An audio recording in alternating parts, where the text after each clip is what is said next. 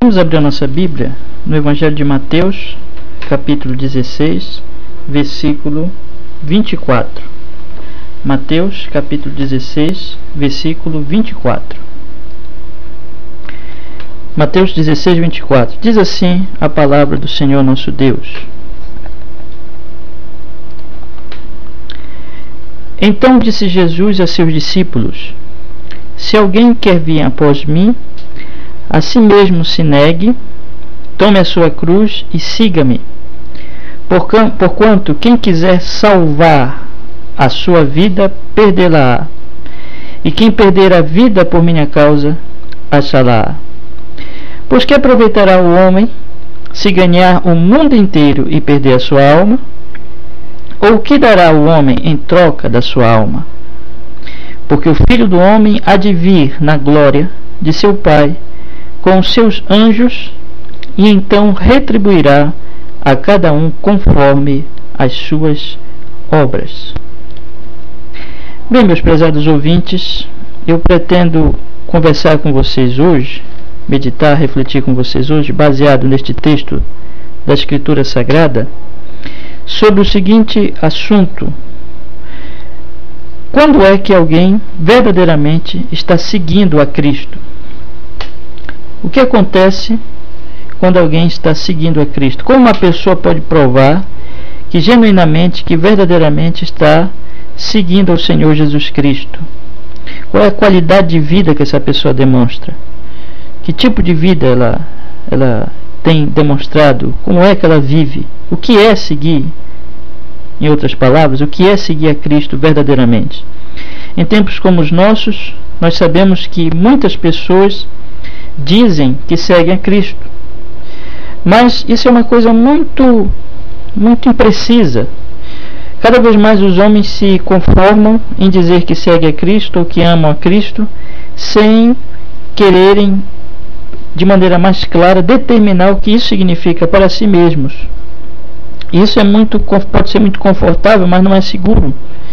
Eu, por exemplo, não posso dizer que estou indo para um determinado lugar se eu não tiver absoluta certeza de que realmente estou indo para aquele lugar. Não adianta, por exemplo, nós tomarmos um avião de uma cidade para outra cidade. Por exemplo, alguém pode tomar um avião da cidade de Belém para São Paulo, por exemplo, achar que está tomando avião para aquele lugar, quando na verdade não está. Está tomando avião para um outro lugar, para uma outra cidade, por exemplo, Rio de Janeiro, ou outra cidade qualquer. As coisas precisam ser bem definidas. Eu não posso estar dizendo que estou seguindo um tratamento médico, quando na verdade aquela pessoa que passou para mim aquela receita, que me deu aquela receita, não é um verdadeiro médico. Ou quando eu me consultei com um verdadeiro médico, e que me passou um tratamento, uma receita e tudo mais, mas que eu não estou seguindo aquelas recomendações. Não adianta eu dizer que estou seguindo se eu não estou seguindo. As coisas precisam ser muito precisas, muito claras, porque senão estarei enganado, e dependendo da seriedade do assunto, eu poderei ter um prejuízo muito grande. Olha, meus amigos, seguir a Cristo não é algo sem valor. A questão de seguir a Cristo não é algo pequeno, porque se trata, na verdade, de nós tratarmos de nossa alma, da nossa situação espiritual. O Senhor Jesus deixa bem claro, aqui já no versículo 27, que o Filho do Homem virá, e Ele mesmo é o Filho do Homem. Virá na sua glória, muito em breve, e com seus há de vir na glória de seu Pai, com seus anjos, e então retribuirá a cada um conforme as suas obras. Está vindo um dia do juízo. A Bíblia deixa bem claro que há um dia do juízo, que Deus há de julgar cada homem, cada mulher, cada ser humano, segundo as suas obras, segundo a maneira como ele tiver vivido, e evidentemente segundo aquilo que tem dirigido, orientado o seu coração, os seus desejos, as suas práticas. Um dia todos nós, eu e você, nós seremos julgados ante o tribunal de Deus. Deus dará a cada um conforme as suas obras. E é exatamente deste assunto tão importante, que tem a ver com a nossa eternidade, que tem a ver com o nosso castigo eterno, com a nossa danação eterna, ou com a bem-aventurança eterna, ou com a salvação eterna, é de que trata a questão do seguir a Cristo. Seguir a Cristo está intimamente ligado com isso, porque a Bíblia deixa bem claro que apenas aquelas pessoas que seguem a Cristo, que creem em Jesus e que estão verdadeiramente seguindo a Cristo, serão salvas. Não serão condenadas no juízo vindouro, mas estão já e permanentemente, eternamente justificadas ante a presença do Deus único, aquele que é julgar vivos e mortos. Então, você que me ouve, permita-me dizer-lhe que essa questão do que eu tratarei neste momento, neste estudo, não é uma coisa pequena, mas tem a ver com a sua alma, tem a ver com a sua eternidade, tem a ver com a sua salvação ou com a sua perdição. Tem a ver com a eternidade, não com alguns anos, não com esses momentos aqui que nós passamos nesta vida, mas tem a ver com a eternidade nossa. Desejo então que você medite nisso, porque isso é muito sério. As consequências de seguir ou não seguir a Cristo são seríssimas. Se eu sigo a Cristo, genuinamente, estou salvo. Se eu não sigo, estou perdido. Portanto, é preciso definirmos. A questão mais séria de todas é essa. É preciso definirmos se nós verdadeiramente, se nós genuinamente estamos seguindo a Cristo como nosso Senhor, como nosso Salvador. Há muitos, portanto, que estão enganados, iludidos, dizendo que servem a Cristo, e muitos estão dizendo que servem a Cristo porque um dia foram batizados, ou porque frequentam uma igreja regularmente, ou são membros de uma igreja, ou porque a sua família toda é cristã, ou porque, enfim, eles um dia tomaram uma decisão em uma igreja, foram à frente, levantaram a mão, foram à frente, ou porque eles dizem que aceitaram um dia Jesus Cristo, e simplesmente dizem, bom, eu sigo a Cristo. Mas isso são coisas muito imprecisas. Uma pessoa pode ser de uma igreja e não seguir a Cristo. Uma pessoa pode ter tomado uma decisão em uma igreja e ainda assim não seguir verdadeiramente a Cristo.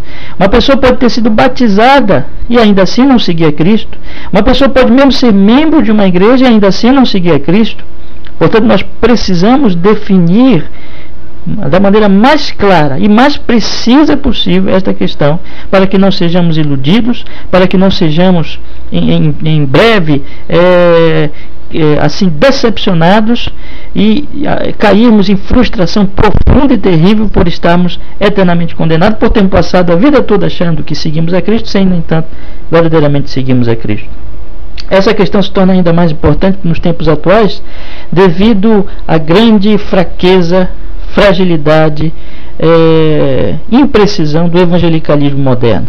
Os evangélicos normalmente não têm entendido muito o que é seguir a Cristo, não têm entendido muito pouco o que é seguir a Cristo.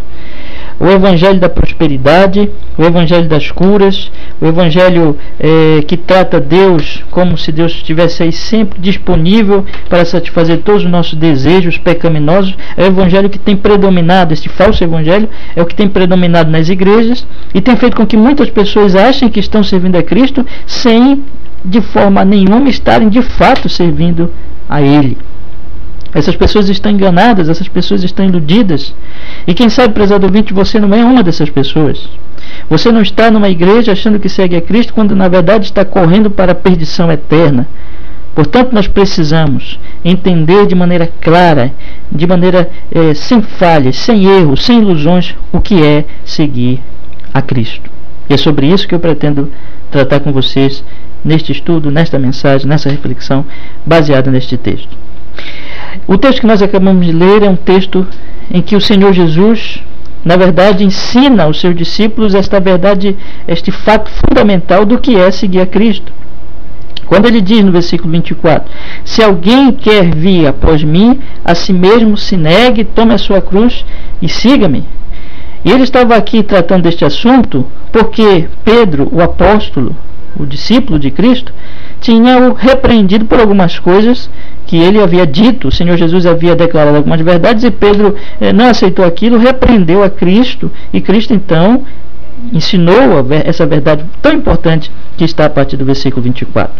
Portanto, para nós entendermos melhor, vamos observar a partir do versículo 13 o contexto deste texto que nós lemos no início da mensagem. Então, eu desejo ler com vocês alguns versículos a partir do versículo 13. Aí na sua Bíblia, acompanhe comigo, por favor. Mateus, capítulo 13, a partir do versículo... Aliás, capítulo 16, capítulo 16, a partir do versículo 13. O Senhor Jesus no versículo 13, trata de uma questão que ele colocou com seus discípulos. Vamos ver então aí. Indo Jesus para os lados de Cesareia de Filipe, perguntou a seus discípulos: quem diz o povo ser o Filho do Homem? Esta foi a pergunta de Jesus. Então Jesus chegou para os seus discípulos e perguntou: o que os homens dizem que eu sou? Quem sou eu? Então tudo começa com a pessoa de Jesus. Quem é Jesus é uma questão muito importante, né? E muito importante, inclusive, para esse ponto de seguir a Cristo, porque eu não posso seguir quem eu não conheço. Há de ser algo assim fundamental conhecer primeiro alguém para depois seguir este alguém. Eu não posso dizer que verdadeiramente sigo a este alguém sem conhecê-lo. Portanto, é interessante demais, é primordial, é essencial conhecer quem é Jesus. Jesus então pergunta: quem diz o povo ser o Filho do Homem? Os discípulos responderam assim, diz no versículo 14, e eles responderam: uns dizem João Batista, outros Elias e outros Jeremias ou algum dos profetas. Então Jesus ouviu esta resposta de seus discípulos. Os discípulos falaram a Jesus assim: ora, Senhor, os homens comentam a seguinte coisa a respeito do Senhor. Eles acham que o Senhor é João Batista. Outros dizem que o Senhor é Elias. Outros ainda dizem que o Senhor é Jeremias ou algum dos profetas.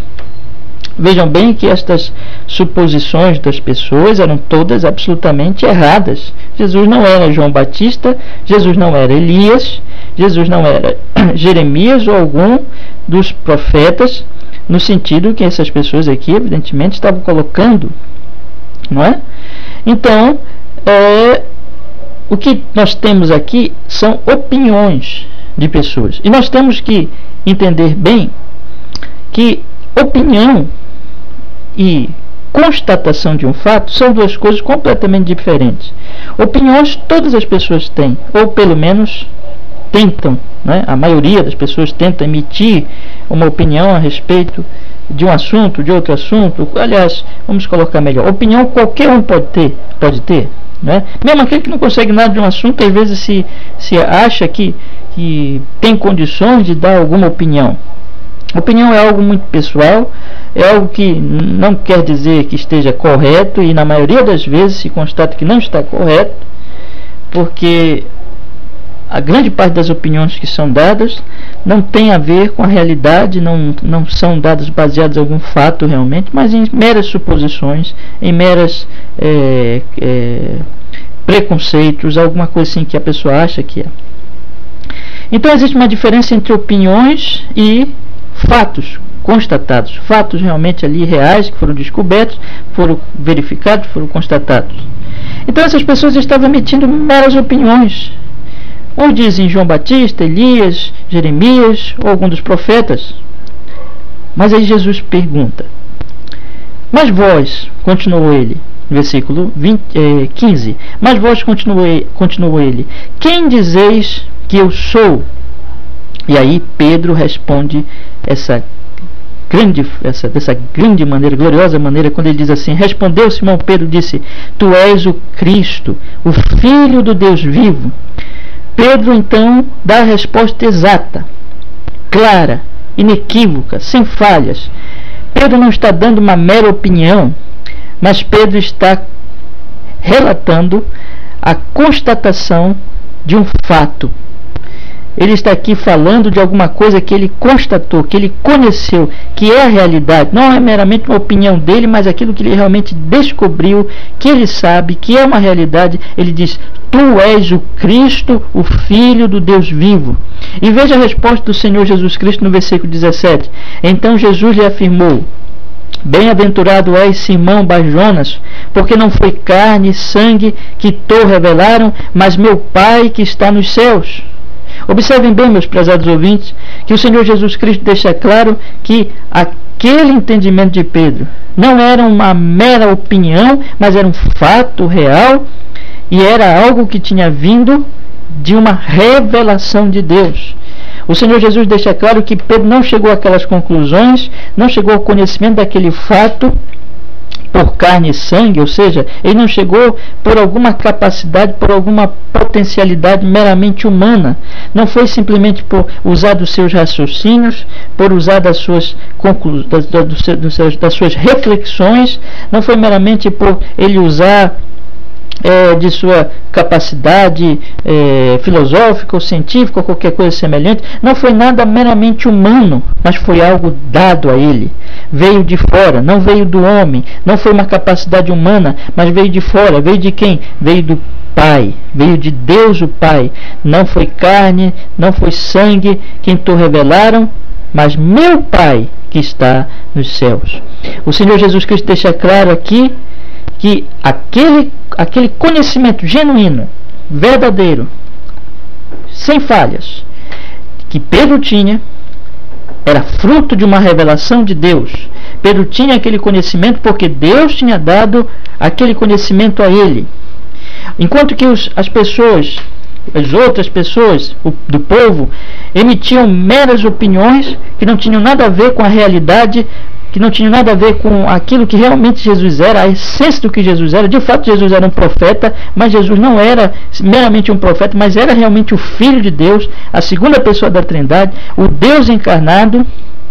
Meus amigos, este conhecimento não é dado ao homem, ou melhor dizendo, este conhecimento o homem não chega pelas suas próprias conclusões, pelos seus próprios raciocínios, pela sua própria capacidade, pela sua própria inteligência, não.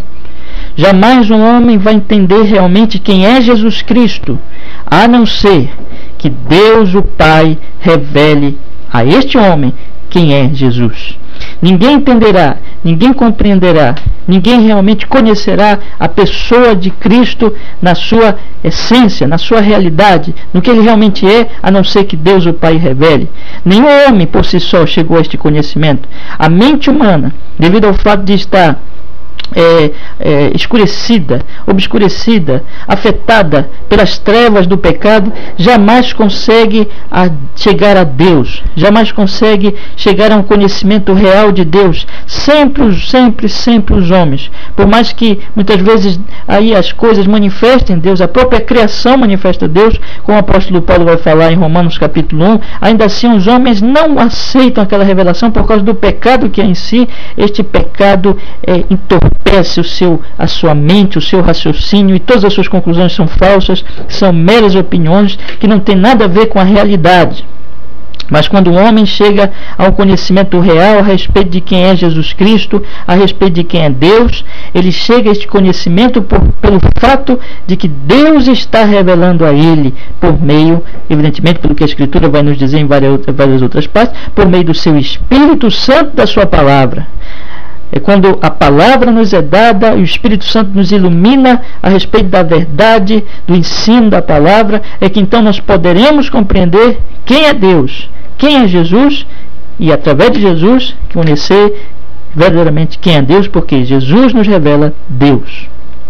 Assim que Jesus deixa claro a Pedro que não foi carne, não foi sangue, não foi nenhum poder humano, mas o próprio Deus, o Pai, é quem revelou a Pedro que Jesus era Filho de Deus. E Jesus diz que Pedro é bem-aventurado, é um homem bem-aventurado, é um homem feliz, é um homem genuinamente feliz. Por quê, meus amigos? Porque feliz é o homem que tem um verdadeiro conhecimento de Deus. Feliz é o homem que conhece a Deus, feliz é o homem que conhece a Jesus Cristo, e conhecendo Jesus Cristo, conhece a Deus, porque não existe conhecimento mais importante do que o conhecimento de Deus em seu Filho, Jesus Cristo. Porque este conhecimento é o conhecimento que dá vida, é o conhecimento que dá vida e vida eterna. Jesus vai dizer que a vida eterna é essa, que conheçam a Ele e ao Pai. A vida eterna é conhecer ao Pai, ao Filho e ao Espírito Santo. O mais importante, o mais precioso, o mais fundamental conhecimento que existe é este, conhecer a Deus. Bem-aventurado é todo homem, portanto, que conhece a Deus. Este homem pode não ter muito conhecimento intelectual, científico, pode ser uma pessoa simples, mas ele é mais bem-aventurado que o maior dos filósofos, porque ele tem um conhecimento que, no final das contas, é o conhecimento que realmente importa. Ele conhece a Deus. ele sabe quem é Jesus, ele tem vida eterna, ele vai partir desse mundo para a eternidade e para estar para sempre com Deus.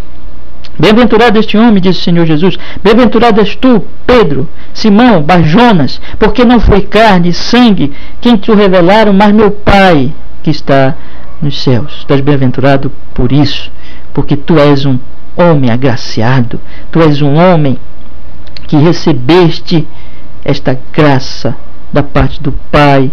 Por isso tu és feliz, porque tu recebeste esse conhecimento genuíno, verdadeiro de Deus, da parte de Deus.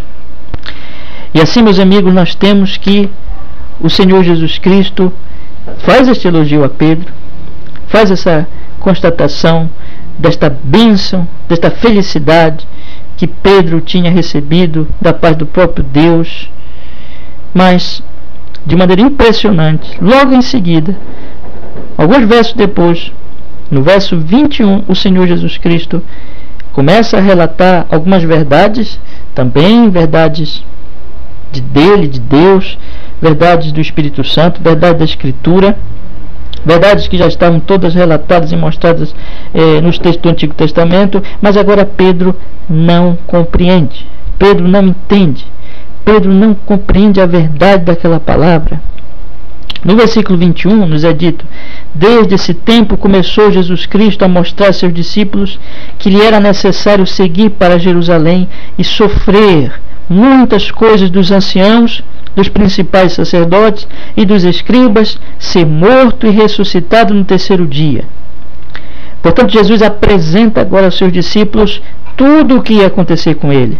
Ele teria que ir para Jerusalém, ele teria que ali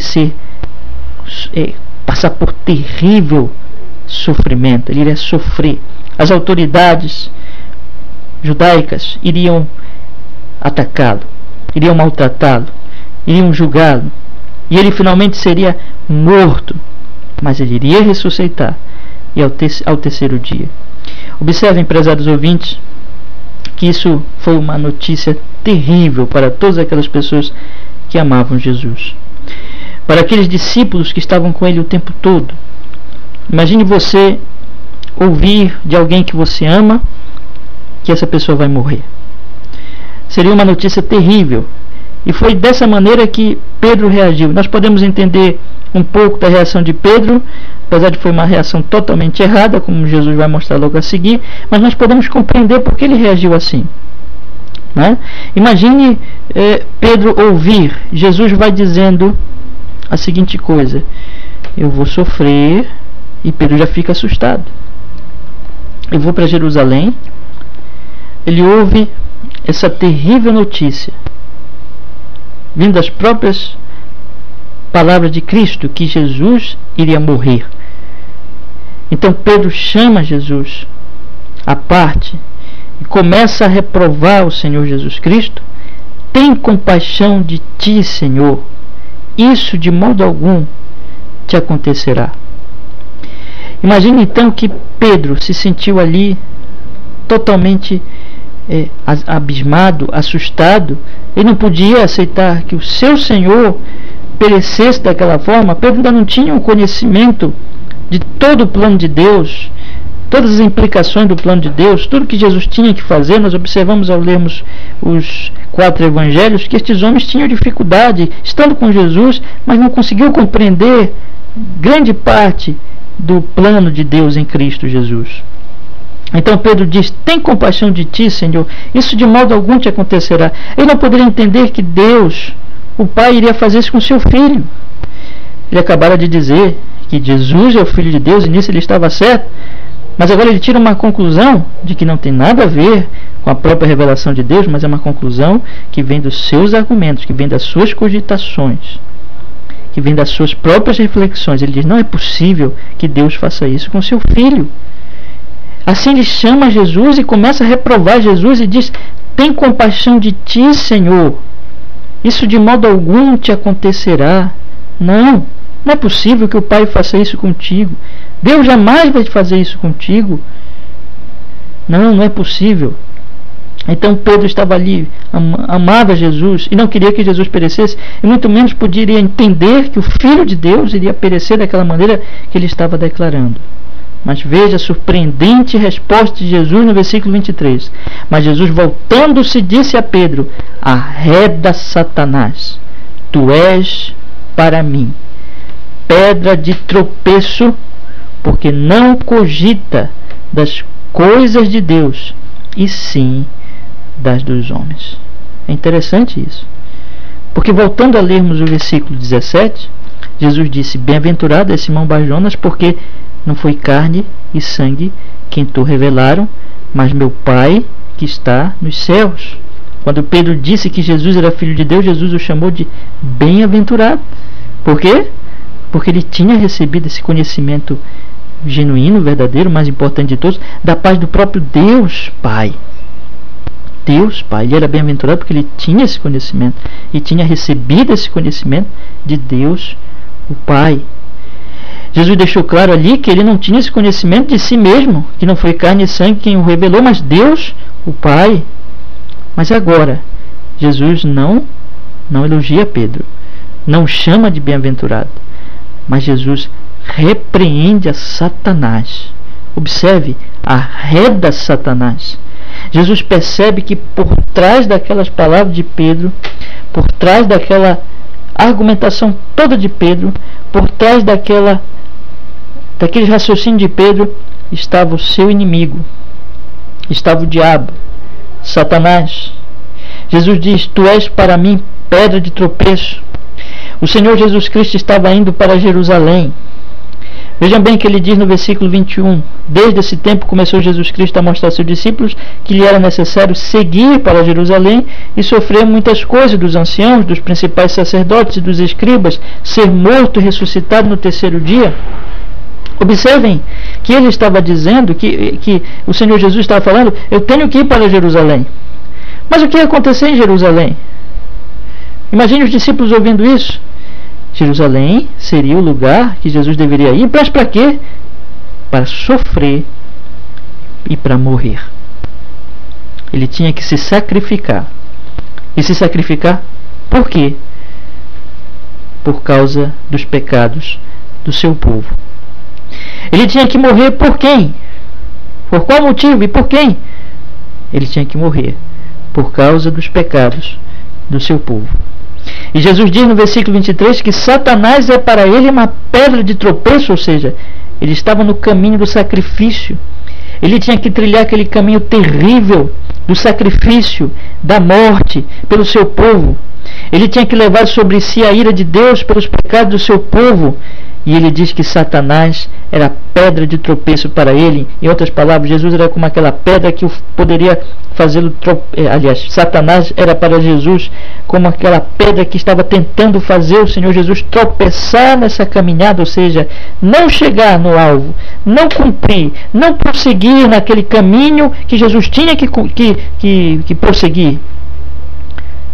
O diabo estava o tempo todo, meus prezados ouvintes, tentando atrapalhar o Senhor Jesus Cristo nessa caminhada até o sacrifício.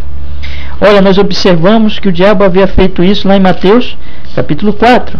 Vamos voltar a nossa Bíblia um pouquinho e lermos Mateus capítulo 4. Observe o que o Senhor Jesus Cristo ali aconteceu com Jesus Cristo. Ele foi tentado, e uma das tentações de Satanás está registrada aqui no versículo 8. Mateus capítulo 4, versículo 8 nos diz assim: levou ainda o diabo a um monte muito alto, mostrou-lhe todos os reinos do mundo e a glória deles. Ele disse: tudo isto te darei, se prostrado me adorares. Imagine que o diabo se apresenta para Jesus uma maneira muito mais fácil de ele vencer, de ele conquistar tudo. Seria apenas prostrar-se aos pés de Satanás. Veja que ousadia do diabo, mas que a astúcia dele está em que ele apresenta um caminho muito mais fácil, um atalho, um caminho curto para alcançar a vitória. Mas Jesus diz para ele o quê? Retira-te, Satanás. porque está escrito: ao Senhor teu Deus adorarás e só a Ele lhe darás culto. É evidente que Jesus não venceria dobrando-se ao diabo. Não, de forma alguma. Mas essa era a astúcia maligna, tentando sempre Jesus a seguir um caminho mais fácil que a cruz, mais fácil que o sofrimento, mais fácil que o caminho do sacrifício. E Pedro estava apresentando agora a mesma coisa. Ó Senhor, tem compaixão de ti, isso de modo algum te acontecerá. Ó Senhor, tu não vais morrer. Ó Senhor, tu não vais sofrer. Ó Senhor, tu não vais perecer. Não, Senhor, isso não vai te acontecer. Então Jesus viu por trás daquela insinuação Satanás. Viu que havia uma influência no raciocínio, na mentalidade, nas conclusões de Pedro. Influência maligna, influência satânica. Satanás estava ali pondo pedra de tropeço no caminho de Cristo para o sacrifício. Arreda, Satanás, diz o Senhor Jesus Cristo, tu és para mim pedra de tropeço.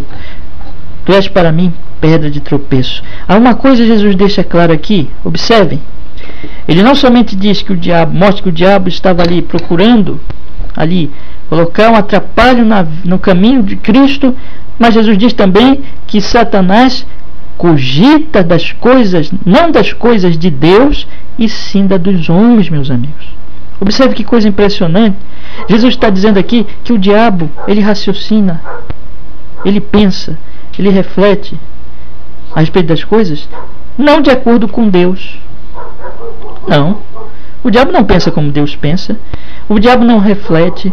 O diabo não entende, não chega a conclusões conforme Deus, conforme a vontade de Deus, conforme a palavra de Deus, conforme a sabedoria de Deus. Não, o diabo é inimigo de Deus, é oposto a Deus. Mas ele cogita das coisas dos homens. Ele pensa, ele reflete, ele imagina de acordo com os homens. Os homens rebeldes, os homens no pecado, os homens em desobediência a Deus, também não pensam de acordo com Deus, também não pensam de acordo com a palavra de Deus, mas eles são contra Deus, eles são contra a palavra de Deus, eles estão em oposição a Deus. Todas as suas reflexões, todos os seus argumentos, todos os seus pensamentos são opostos a Deus, meus amigos. De fato, o Senhor Jesus Cristo está dizendo aqui que há um casamento, há uma unidade, há uma correspondência entre o pensamento do diabo e o pensamento dos homens ímpios, dos homens na sua natureza pecaminosa, dos homens sem ainda a regeneração, a mudança que o Espírito Santo faz no coração daqueles que são de Deus. Eu desejo ler com vocês aqui um texto em João capítulo 8, a partir do versículo 42, quando o Senhor Jesus Cristo diz assim: replicou-lhe Jesus: se Deus fosse de fato vosso Pai, certamente me haveis de amar, porque eu vim de Deus e aqui estou, pois não vim de mim mesmo, mas Ele me enviou. Qual é a razão porque não compreendeis a minha linguagem? É porque sois incapazes de ouvir a minha palavra. Vós sois do diabo, que é o vosso pai, e quereis satisfazer-lhes os desejos. Ele foi homicida desde o princípio e jamais se firmou na verdade, porque nele não há verdade. Quando ele profere mentira, fala do que lhe é próprio, porque é mentiroso e pai da mentira. Mas porque eu digo a verdade, mas porque eu digo a verdade, não me credes. Jesus deixa claro o seguinte aqui: Jesus chama aqueles seus inimigos de filhos do diabo e diz que eles querem satisfazer o desejo do diabo, que eles pensam como o diabo, que eles agem como o diabo. O diabo é homicida, eles também são. O diabo é mentiroso, eles também são. Assim, meus amigos, a Bíblia mostra claramente que Satanás, ele encontra um campo aberto nos homens, porque os homens pensam igual a ele, porque os homens cogitam as mesmas coisas, raciocinam da mesma maneira. O pensamento humano incrédulo, ímpio, anti-Deus, é semelhante, é igual, é correspondente ao pensamento maligno.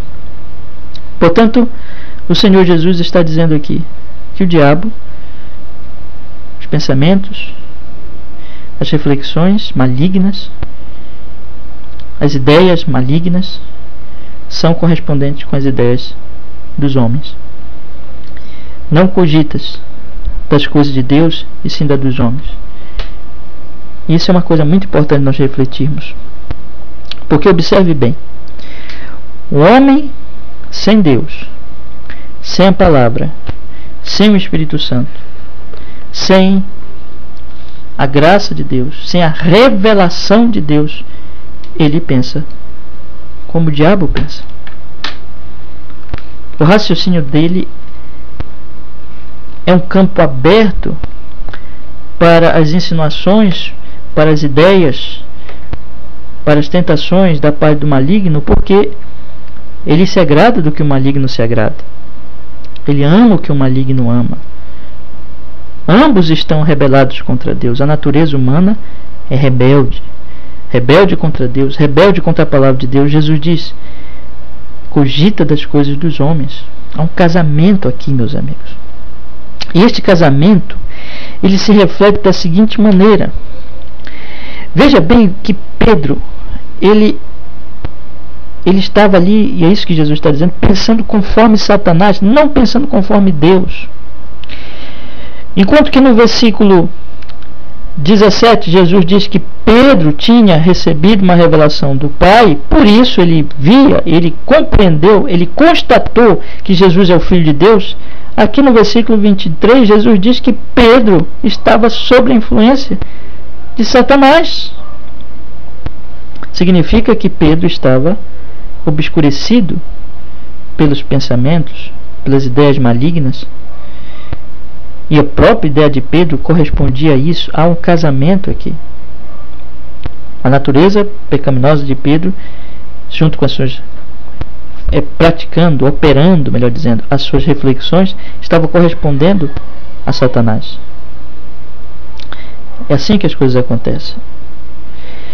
E a coisa acontece da seguinte, se manifesta, melhor dizendo, da seguinte forma: os homens ímpios não conseguem entender o plano de Deus, o que Deus está fazendo, porque a visão dos homens ímpios e a visão da natureza pecaminosa, ela é uma visão estreita, ela é uma visão que não consegue enxergar a amplitude da palavra de Deus, do plano de Deus, do desígnio de Deus.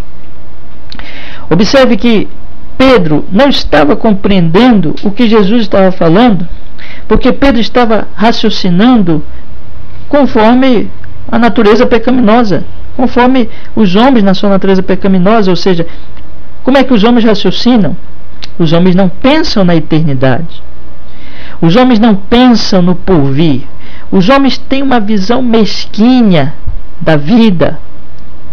Os homens têm uma visão pequenininha da realidade. Eles acham que a realidade é só isso aqui. Eles acham que a realidade é só o que eles veem agora. É só o que eles podem enxergar. Os homens, por natureza, não pensam que há uma eternidade. Não gostam de refletir na vida por vir, na vida após esta presente vida, esse presente estágio da existência. Eles não gostam de pensar no que vem depois da morte. Eles não gostam de pensar nisso. E quando pensam, fazem especulações vagas, que não são de Deus, que não fazem parte da revelação de Deus, levando-os a então um engano ainda maior.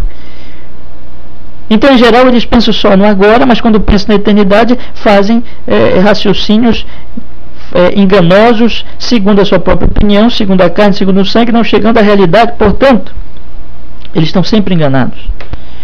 Mas o que se destaca aqui é exatamente esse pensamento estreito, que só pensa no agora, que só pensa no momento atual. E é assim que os homens vivem. Enquanto o Senhor Jesus Cristo disse: buscar em primeiro lugar o reino de Deus e a sua justiça, e todas essas coisas vos serão acrescentadas. Essas outras coisas faziam parte das nossas necessidades aqui, desta vida, não é? Os homens pensam nessas necessidades. Eles pensam no pão que eles têm que comer a cada dia. Eles pensam na roupa que eles precisam vestir. Eles pensam no dinheiro que eles têm que ganhar, eles pensam na família que eles têm que construir, eles pensam no prazer que eles têm que usufruir, eles pensam na casa que eles têm que construir, eles pensam nos seus projetos futuros para esta vida, eles pensam na aposentadoria, eles pensam no que eles podem ter na velhice, eles pensam naquela casa na praia que eles podem ter, ou naquele carrinho que eles podem conseguir, ou naquele bem maior que eles podem adquirir nesta vida. Mas e a eternidade? Mas o pós-morte? Mas o que vem depois?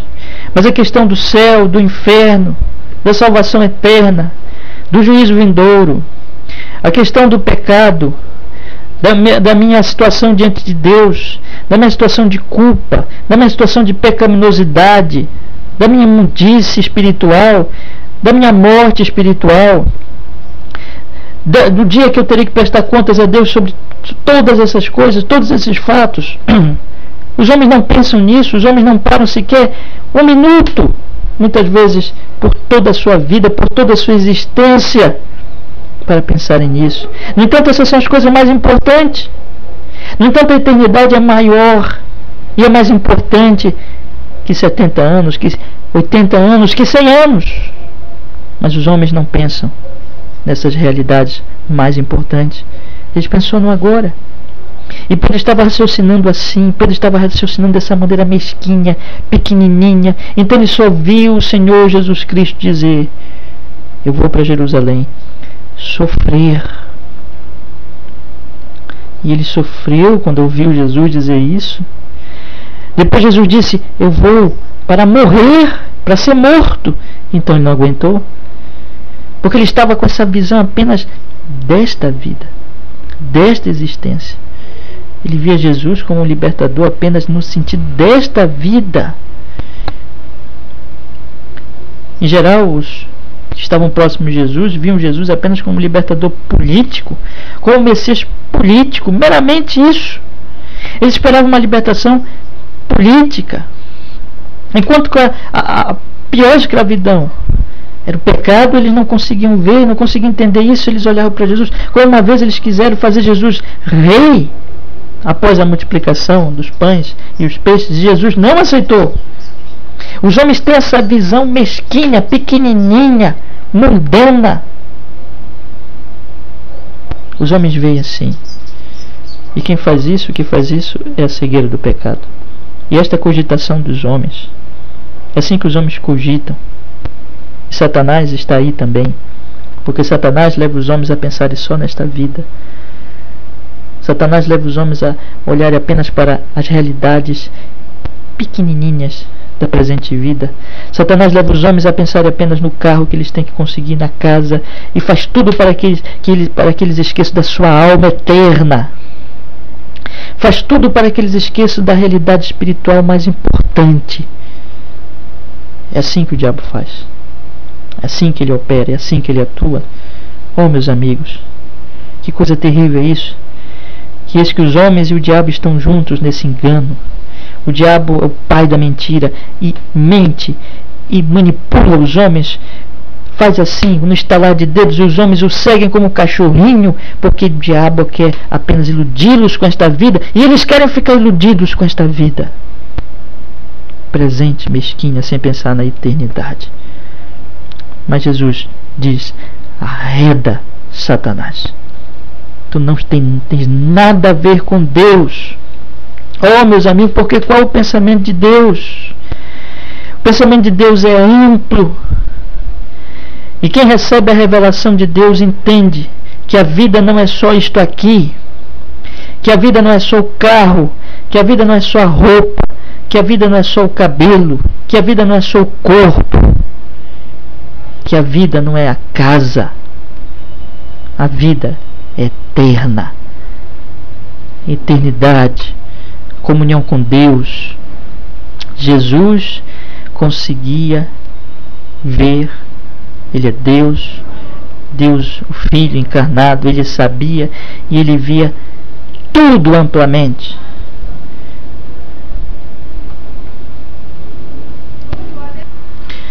Observe então que o Senhor Jesus Cristo diz aqui o que Pedro não estava entendendo ainda. Jesus diz no versículo 21: desde esse tempo começou Jesus Cristo a mostrar a seus discípulos que lhe era necessário seguir para Jerusalém e sofrer muitas coisas, depois dos anciãos, dos principais sacerdotes, dos escribas, ser morto e ressuscitado no terceiro dia. Jesus via isso. Jesus via a realidade toda, não apenas uma parte da realidade. Jesus via tudo, não apenas um pedacinho. Pedro e os homens, na sua natureza pecaminosa, veio um pedacinho, veio apenas esta vida, mas Jesus viu tudo. Observemos, por exemplo, só para dar 2 exemplos bíblicos para você, aqui em Hebreus capítulo 12, abra sua Bíblia aí comigo, por favor. Hebreus capítulo 12, a partir do primeiro versículo, diz assim: portanto também, nós, visto que temos a rodear-nos tão grande nuvem de testemunhas, desembaraçando-nos de todo o peso e do pecado que tenazmente nos assedia, corramos com perseverança a carreira que nos está proposta, olhando firmemente para o autor e consumador da fé, Jesus, o qual em troca da alegria que lhe estava proposta suportou a cruz, não fazendo caso da ignomínia, e está sentado à destra do trono de Deus. Devemos interpretar esse versículo 2 assim: Jesus estava olhando para aquela alegria vindoura que ele teria depois de tudo pronto. Ele suportou o sacrifício, ele suportou a morte, ele suportou aquele horror todo, porque ele estava vendo o que vinha depois. Entende, amigos? Por isso que o escritor aos Hebreus diz assim: olha, não olhem para agora não, olhem para o depois. Olhem para como Hebreus capítulo 11 fala que todos aqueles homens sofreram terrivelmente, muitas vezes, mas pela fé resistiram. Por quê? Porque eles estavam vendo tudo. Pela fé eles enxergavam o que vinha depois. Eles não enxergavam só o agora, só aquele pedacinho ali, mas tudo. Assim Jesus suportou também a ignomínia, suportou a cruz, suportou o sofrimento por causa da alegria que vinha depois. Em Isaías 53 nos fala exatamente a mesma coisa. Vamos abrir aí a nossa Bíblia. Isaías 53 nos fala exatamente a mesma coisa. Vamos ler apenas alguns poucos versículos aqui em Isaías. Isaías 53 diz assim, versículo 10: todavia o Senhor agradou moê-lo, fazendo-o enfermar. Quando der ele a sua alma como oferta pelo pecado, verá a sua posteridade e prolongará os seus dias, e a vontade do Senhor prosperará nas suas mãos. Ele verá o fruto do penoso trabalho da sua alma e ficará o quê? Satisfeito. Satisfeito com o quê? O meu servo justo, com seu conhecimento, justificará a muitos, porque as iniquidades deles levará sobre si. Olha, meus amigos, vejam que coisa maravilhosa e importante. Quer dizer então que Jesus ia ficar satisfeito porque ele ele viria o penoso fruto do seu trabalho. E ele iria ver que, vejam que coisa, os meus eleitos, aqueles que o Senhor Deus, o Pai, aquele que o Pai resolveu salvar, estão salvos, justificados, efetivamente salvos, por causa do meu sacrifício na cruz, do meu penoso trabalho, de que eu tive que ser moído pelo próprio Pai. Ao Pai agradou moê-lo, fazendo enfermar. Ah, meus amigos, Jesus via a ressurreição. Jesus não via apenas a morte. Jesus não via apenas o sofrimento. Jesus não via apenas o sacrifício, mas Jesus via a ressurreição. Mas Pedro não via. Pedro via apenas a morte. Pedro via apenas o sacrifício. Pedro via apenas o sofrimento. Essa é a visão mesquinha dos homens no pecado. Entendem? Por isso que os homens, eles não não se entregam a Jesus. Eles acham muito difícil vir para Jesus. Por quê? Porque eles têm que renunciar a muita coisa desta vida. E eles não querem. Só que nisso eles estão nessa visão mesquinha. Eles estão dando a sua vida por tão pouco. A eternidade perderão. Perderão a eternidade. Estarão no inferno para sempre por causa dessa vida tão curtinha, porque eles não querem deixar o pecado e deixar os prazeres transitórios do pecado. Entende? É nesse contexto que o Senhor Jesus Cristo fala de seguir a Ele. Compreende? É por isso que nós precisamos olhar com bastante atenção para esses textos, para podermos entender agora o que o Senhor Jesus Cristo está dizendo aqui no versículo 24. Quer dizer, quando ele vê Pedro dizer essas coisas, mostrando essa pequenez, essa mesquinharia, essa mediocridade de pensamento, conforme um pensamento maligno, diabólico, Jesus diz: arreda, Satanás, tu pensas como os homens e não como Deus. Então Jesus agora ensina o que é seguir. Jesus olha para Pedro, olha para os discípulos e diz para ele: vocês querem saber o que é me seguir? Vocês querem saber o que é me seguir? Então vou dizer para vocês. Versículo 24: então disse Jesus aos seus discípulos: se alguém quer vir após mim. Alguém quer vir comigo? Alguém quer vir comigo? Se alguém quer vir após mim. E aqui é muito importante nós pararmos um pouquinho e olharmos para esse detalhe, né? Quem quer vir com Jesus? Quem quer seguir Jesus? Será que seguir Jesus é seguir um curador de todas as enfermidades? Se eu seguir Jesus, Jesus vai me curar de todas as enfermidades? É isso, seguir Jesus? Seguir Jesus é ter prosperidade, é ficar rico, é ter poder humano, é chegar aos topos do poder político, do poder financeiro, de todo o poder humano, é ter toda a pompa, é não ter mais problemas nesta vida. Seguir Jesus é ter um Deus a nosso dispor para satisfazer todos os nossos desejos, satisfazer todos os nossos sonhos. Como vimos normalmente no meio evangélico, Deus vai satisfazer todos os teus sonhos. Venha para Jesus, porque Jesus vai satisfazer todos os teus sonhos. Isso é seguir Jesus? Jesus disse: se alguém quer vir após mim, não pense que eu vou satisfazer os seus sonhos. Não pense que eu vou lhe dar riqueza, poder, só porque você vai me seguir. E é isso que é o principal. Não pense que seguir a mim é abraçar o pensamento mundano, mesquinho, pequenininho, que só pensa nas coisas daqui. Não. Seguir a Jesus é exatamente o oposto do pensamento mundano. É o oposto da natureza pecaminosa. É o oposto do pensamento diabólico. Seguir a Jesus é, em primeiro lugar, negar a si mesmo. Jesus diz assim: se alguém quer vir após mim, a si mesmo se negue. A si mesmo se negue.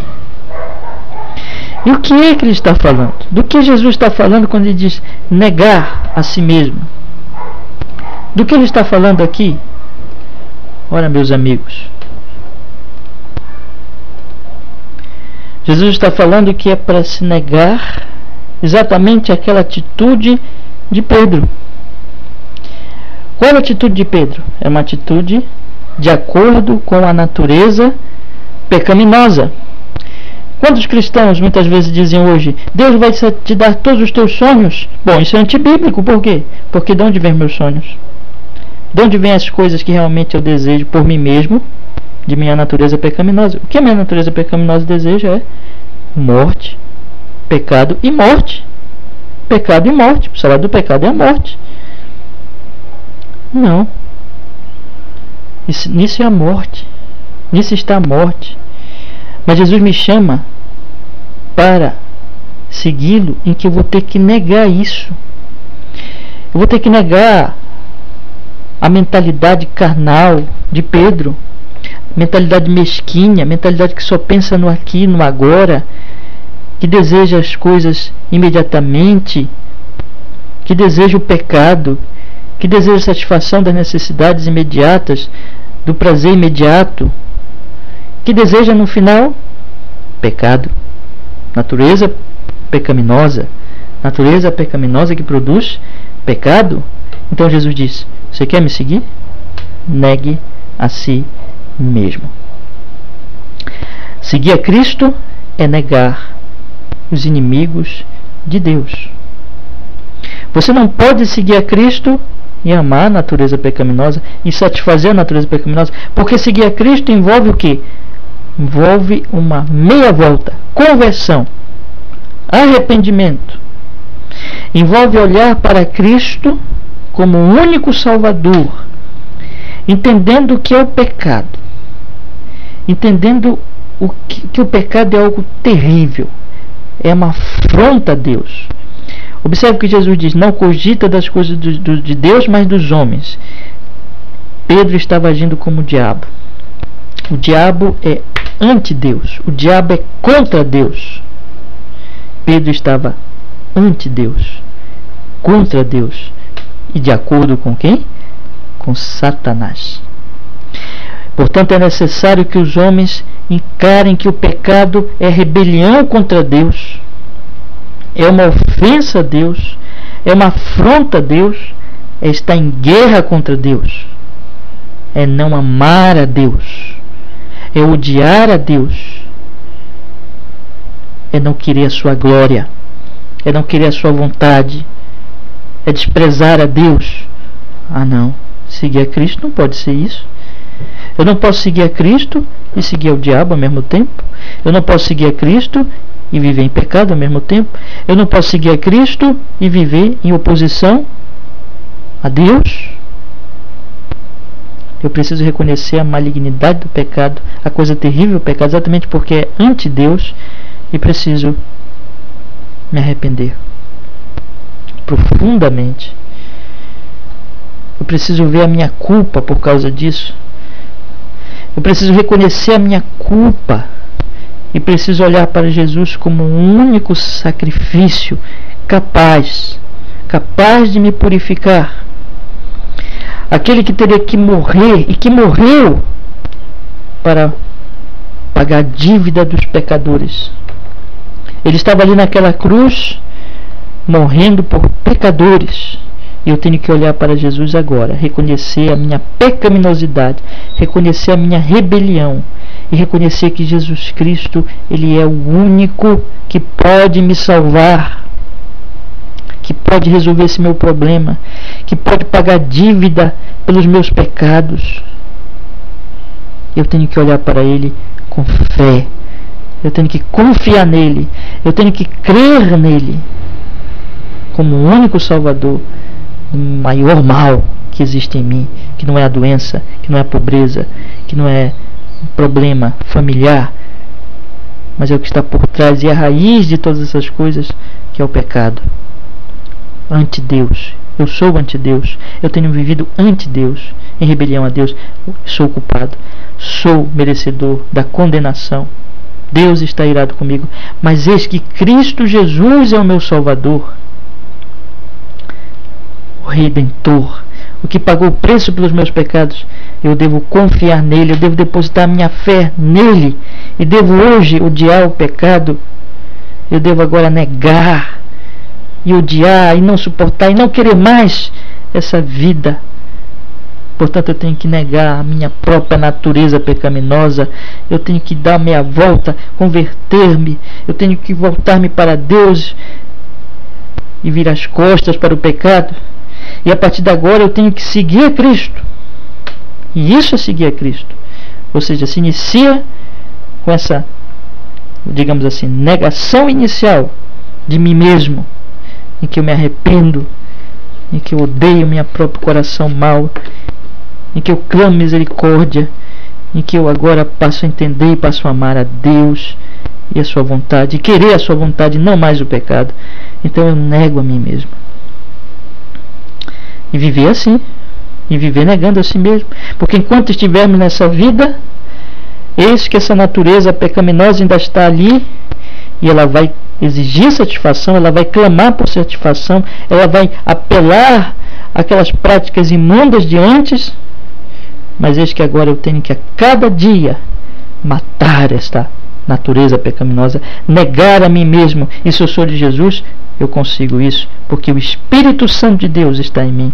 Paulo vai dizer isso em Gálatas, lá no capítulo 5, e o fruto do Espírito está em nós. Andai em Espírito, não satisfareis a concupiscência da carne. Paulo vai falar em Romanos capítulo 8, nós devemos mortificar a nossa carne e andar no Espírito, sermos guiados pelo Espírito Santo. E é isso, meus irmãos, é negar a nós mesmos. A si mesmo se negue. Não quero mais essa natureza me dominando, não. Eu nego a mim mesmo. E negando a mim mesmo, negando a minha própria carne, eu também nego a Satanás. Antigamente eu era um cachorrinho. Antigamente eu seguia o diabo. Antigamente eu queria satisfazer, como Jesus diz lá em João 8, eu queria satisfazer ao diabo. Eu era filho do diabo, agora não. Agora eu sou filho de Deus, regenerado, transformado, e eu não quero mais o que o diabo quer. Eu não cogito mais das coisas do diabo. Eu agora amo a Deus. Eu nego as insinuações de Satanás, como o Senhor Jesus fez. Mateus capítulo 4, o que Jesus Cristo fez? Jesus negou todas as tentações do diabo. Jesus disse não, não, não. O diabo disse a ele, transforma as pedras em pães. Ele disse não. O diabo disse a ele, te joga do pináculo do templo. E ele disse não. O diabo disse a ele, prostra-te, me adora. E ele disse não. E arreda-te, Satanás. E é assim que eu tenho que fazer, resistir ao diabo, e ele fugirá de vós. Resistir a Satanás, resistir ao diabo, não mais fazer a vontade do diabo, mas estar contra ele, contra as suas tentações, pelo poder da graça do Espírito Santo. Como Paulo vai dizer lá em Efésios capítulo 6, nós temos as armas, nós temos todas as armas daquela grande armadura de Deus, e agora eu visto-me com esta armadura poderosíssima contra as astutas ciladas do maligno, e estou pronto nesta batalha, nesta guerra contra ele, porque como diz Paulo aqui em Efésios capítulo 6, vamos ler por favor, Efésios capítulo 6, Efésios capítulo 6, no versículo 10 ele diz: quanto ao mais sede fortalecidos no Senhor e na força do seu poder, revestidos de toda a armadura de Deus, para poder ficar firme contra esse lado do diabo, porque a nossa luta não é contra o sangue e a carne, e sim contra os principados e potestades, contra os dominadores deste mundo tenebroso, contra as forças espirituais do mal nas regiões celestes. Portanto, tomai toda a armadura de Deus, para que possais resistir no dia mau, e depois de terdes vencido tudo, permanecei inabaláveis. Estais, pois, firmes, cingindo-vos com a verdade e vestindo-vos da couraça da justiça, calçai aos pés com a preparação do Evangelho da paz, embraçando sempre o escudo da fé, com o qual podereis apagar todos os dardos inflamados do maligno. Tomai também o capacete da salvação e a espada do Espírito, que é a palavra de Deus, com toda oração e súplica, orando em todo o tempo no Espírito, e para isto vigiando com toda perseverança e súplica por todos os santos. Meus irmãos, esta é a armadura de Deus, vestidos com a armadura de Deus, vestidos com a verdade, com a justiça, com a preparação do Evangelho da paz, com o escudo da fé, com a oração, com o capacete da salvação, e com a espada do Espírito, que é a palavra, estamos prontos para a guerra contra o diabo. e venceremos, como Jesus venceu pela palavra, firmados na palavra, olhando para Cristo, autor e consumador de nossa fé, e firmados na sua palavra, vencemos ao diabo, dizemos não, e também dizemos não ao mundo. Observe o que o Senhor Jesus Cristo diz no versículo 23, arreda de Satanás, tu és para mim pedra de tropeço, porque não cogita das coisas de Deus, e sim das dos homens, plural, homens. Quando você se nega a si mesmo, você nega também ao diabo, as influências malignas, as tentações do maligno, e você nega também a vontade dos homens. A Bíblia vai chamar isso, em outros contextos, de o mundo, o presente sistema, presente sociedade, presente tempo de homens anti-Deus, malignos, que não amam o que Deus ama. É a sociedade do mundo, daqueles que não são convertidos, daqueles que não estão debaixo do senhorio de Cristo e que estão contra nós. Nós não estamos em guerra contra eles, não, de forma nenhuma, mas estamos em guerra contra a forma de viver deles, contra o pensamento deles, contra os desejos deles. Por quê? O pensamento dessas pessoas, o desejo dessas pessoas são originados de uma natureza que ainda não foi regenerada, que é anti-Deus. Portanto, nós não podemos nos conformar com eles. Por isso que Paulo diz lá em Romanos capítulo 12, não vos conformeis com este século, antes transformai-vos pela renovação do vosso entendimento, para que experimenteis a boa e perfeita e agradável vontade de Deus. Eis então que nós temos que não nos conformarmos com este mundo. Quando nós negamos a nós mesmos, nós também estamos negando as influências dos outros que não temem a Deus sobre nós. Aqueles amigos que antes nós seguíamos e que nós nos satisfazíamos com as práticas deles e estávamos ali junto com eles, agora não. Agora nós negamos isso. Sim, nós amamos aquelas pessoas e amamos agora de verdade, nós queremos vê-las salvas por Cristo e oramos por elas, mas não nos submetemos mais às suas influências, aos seus pensamentos, às suas ideias. Ao contrário, nós agora queremos ser sal da terra, luz do mundo. Nós queremos salgar este mundo. Nós queremos iluminar este mundo. Nós queremos influenciar as pessoas para Cristo, a favor da causa de Cristo. Queremos que elas conheçam a Cristo por nós. Queremos viver a vida cristã. Queremos que Cristo se manifeste na nossa vida, nos nossos pensamentos, por nossos pensamentos, práticas, desejos, tudo seja ali direcionado por Cristo, e as nossas práticas então manifestem tudo isso para que as pessoas possam ver, como Jesus diz lá no Sermão da Montanha, e possam glorificar o Pai que está nos céus. Nós negamos ao mundo, nós não nos conformamos com o mundo, não ameis o mundo, porque quem ama o mundo não pode amar a Deus, diz João na sua carta de 1 João. Eis, meus amigos, então, que seguir a Cristo é isso, é negar a si mesmo. Agora não importa mais essas coisas pequenininhas. Eu não estou mais tão interessado na prosperidade, nessas coisas daqui. Sim, eu vivo a minha vida, eu luto, eu batalho, eu trabalho, eu procuro viver a minha vida com honradez, com honestidade, ganhar o meu dinheiro. Mas isso não é mais importante para mim. O dinheiro não é mais, para aquele que serve a Deus, não é mais o Deus, mas o meio. Não ameis ao dinheiro. O amor ao dinheiro é raiz de todos os males. Não o dinheiro, mas o amor. O dinheiro passa a ser um meio, não o meu amor. O meu amor é Deus. Eu passo a entender que essa vida aqui é muito pequena, é muito curtinha, é muito mesquinha para que eu dê a vida por ela. Eu posso entender que o que vale é a eternidade, o que vale é o futuro, o que vale é aquele momento quando então eu poderei estar com Deus para sempre, sempre, sempre, sempre.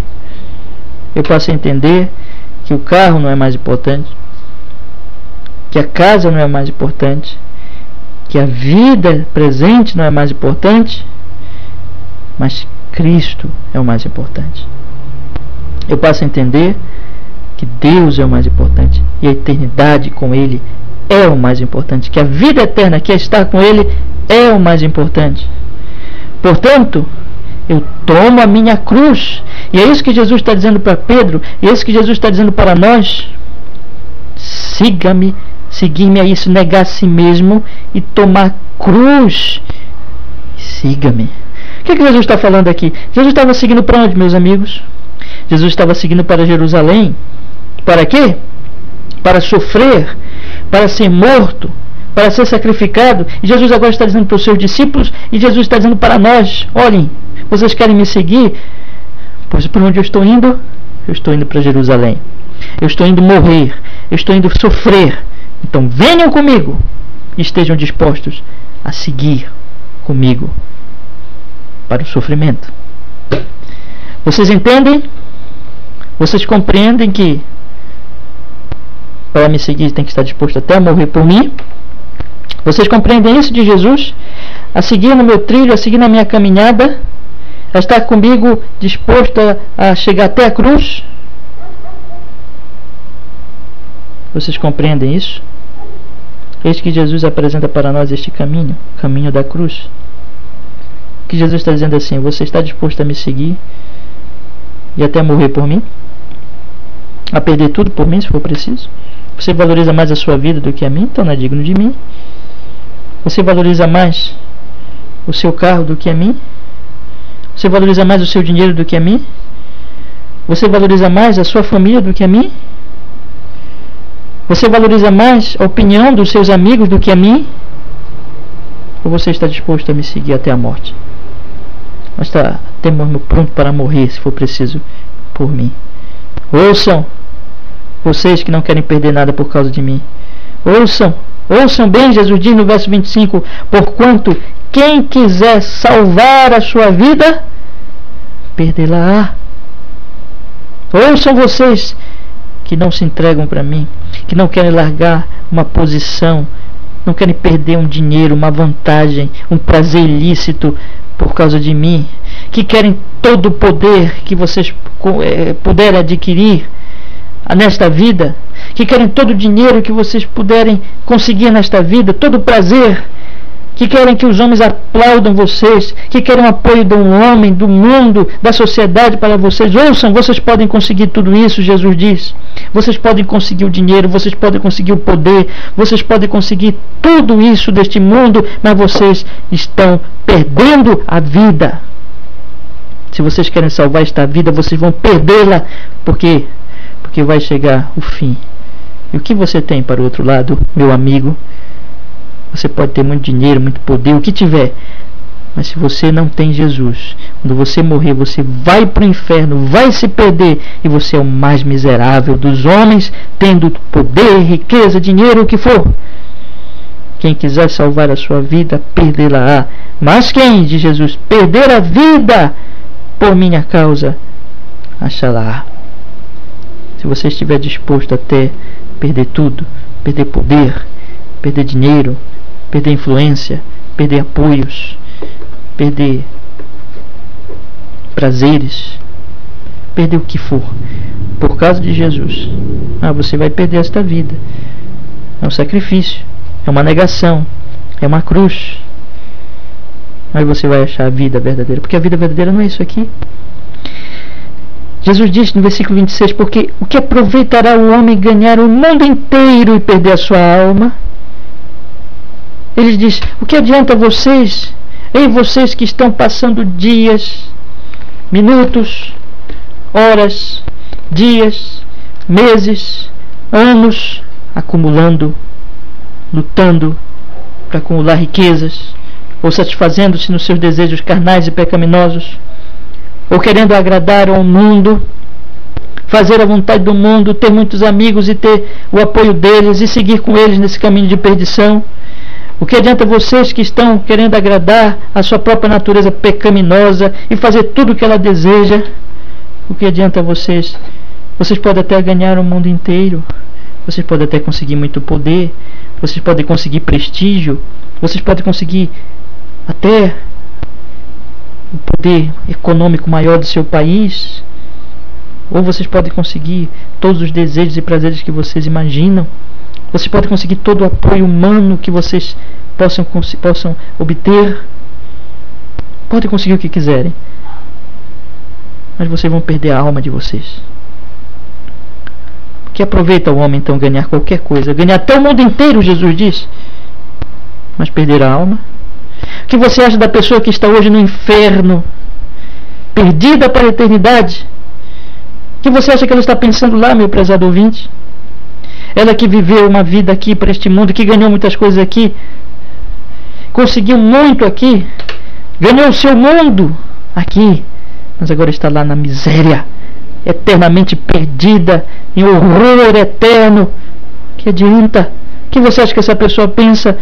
Pense, prezado ouvinte, que aproveita você ganhar o mundo inteiro, mas perder-se para sempre, perder a sua alma, porque você não quer saber de Jesus, porque você não quer saber de que o seu problema maior, que é o pecado, seja resolvido, você não quer crer no único que pode lhe redimir. Você está agarrado ao seu pecado e você não quer abandonar esta vida de pecado, você não quer se voltar para Jesus, você não se arrepende. Que adianta se você pode até ganhar tudo aqui, mas isso é passageiro, mesquinho, vai acabar e você vai morrer e vai estar perdido. É o pensamento mesquinho dos homens, o pensamento diabólico que pensa apenas no carro, na roupa, no sapato, na casa, na família, nas coisas daqui, e não pensa na alma, nem sua, nem da sua própria família. Que mesquinharia é essa de pensar apenas nos 50, 60, 70, 80, 100 anos e não pensar na eternidade? Pensar nessa vida apenas que pode chegar aos 100 anos já com grande cansaço, mas não pensar na eternidade. Que adianta um homem ganhar o mundo inteiro e perder a sua alma, perder a sua eternidade? O que dará a você? Jesus diz, o que dará o homem em troca da sua alma? Me diga, vale a pena você se perder por um prazer transitório? Vale a pena você se perder por não querer negar a si mesmo, por querer satisfazer todos os desejos da sua natureza pecaminosa? Será que vale a pena esses desejos que vão levar você para o inferno? Será que vale a pena seguir ao diabo? Vale a pena seguir o diabo? Será que o diabo vale por você perder a sua alma?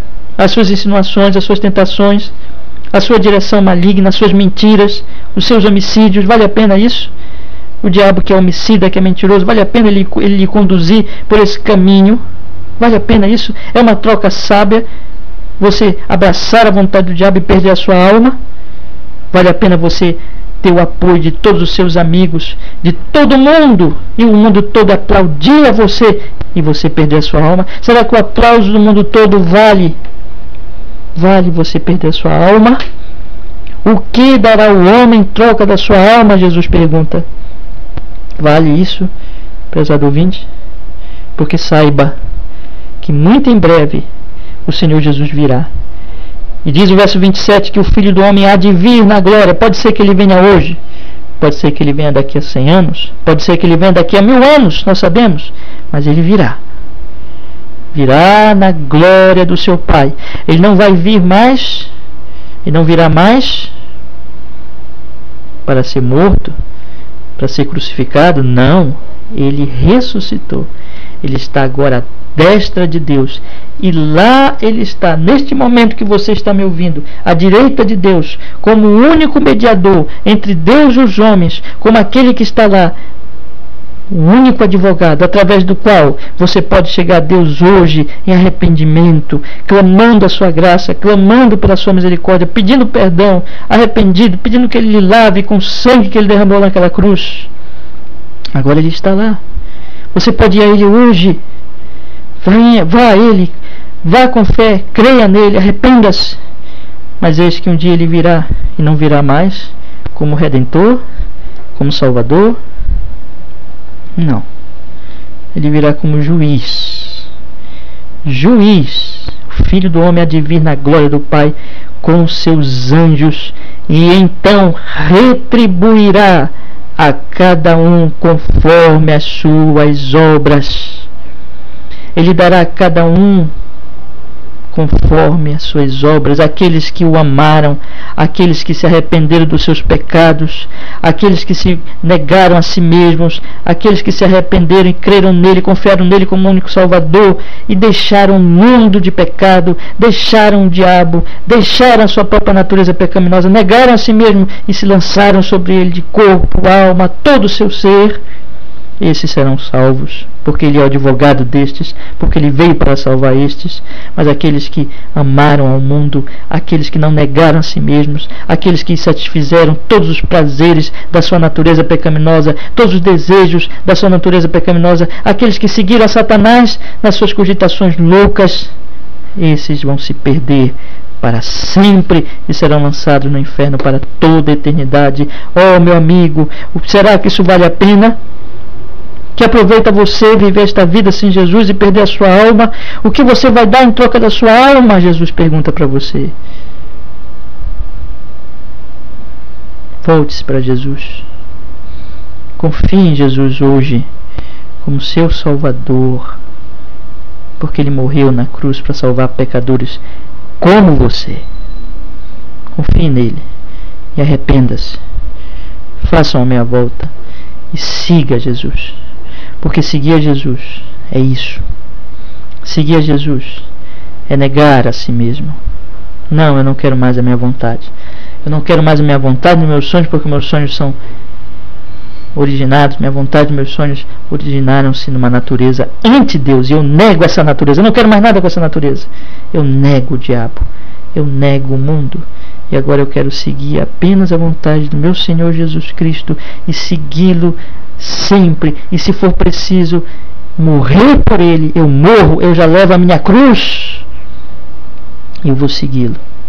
Seguir Jesus é estar disposto a dar a vida por Jesus, é negar a si mesmo e seguir Jesus de forma radical, porque eu creio nele e porque eu me arrependi dos meus pecados. Isso é seguir Jesus. Eu encerro lhe perguntando: você segue Jesus? Você segue Jesus dessa forma? Você confia nele de todo o seu coração? Você se arrependeu dos seus pecados? Você negou a si mesmo e não quer mais fazer a sua própria vontade, mas a de Cristo? Negou a sua natureza pecaminosa? Negou as influências satânicas? Você não quer mais nada com o diabo?